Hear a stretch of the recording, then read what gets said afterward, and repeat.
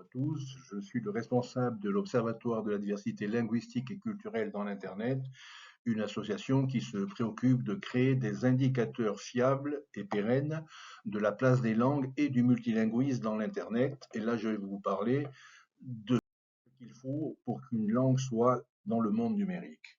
D'abord, comprendre la structure complexe qu'il y a entre nombre de langues et nombre de locuteurs. Ce tableau est extrait directement de la base de données d'Ethnologue. Avant le regroupement en macrolangues, on voit que 2 langues ont plus d'1 milliard de locuteurs, 15 ont plus de 100 millions, 125 langues ont plus de 10 millions de locuteurs, 447 plus d'1 million, etc. Et on voit donc qu'il y a un phénomène qu'on peut appeler le paradoxe linguistique. Si on prend les langues de plus d'1 million de locuteurs, elles représentent 95% des êtres humains, mais seulement 5% des langues. Dit à l'envers, 95% des langues représentent seulement 5% des êtres humains.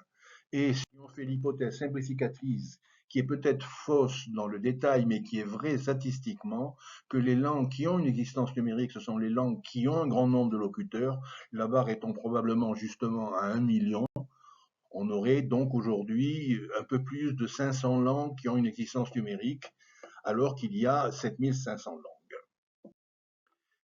Vérifions maintenant quels sont les niveaux de numérisation pour les langues, en partant des 7500 langues.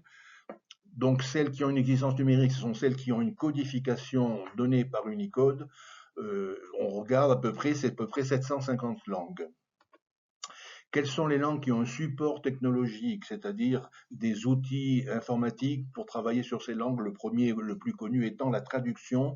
250, c'est le nombre de langues que Google Translate est aujourd'hui capable de traduire.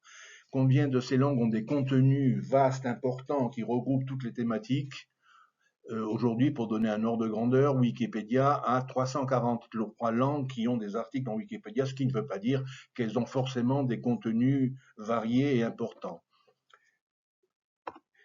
Combien de ces contenus sont découvrables? C'est-à-dire que les moteurs de recherche les ont indexés et que de temps en temps, quand même, ils leur donnent un rang suffisant dans des recherches, ou que les outils de l'IA les ont utilisés, les ont intégrés à leurs travaux.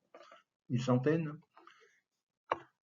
Combien de ces langues ont un corpus valide, grand, suffisant pour pouvoir travailler dans le monde de l'IA et avoir des modèles de langue, des grands modèles de langue? Une vingtaine de langues aujourd'hui peut-être. Et dans tout ce que je viens de faire, j'ai parlé en termes de oui, non, alors qu'en réalité, la taille compte énormément dans ce domaine. Donc les réponses doivent être nuancées.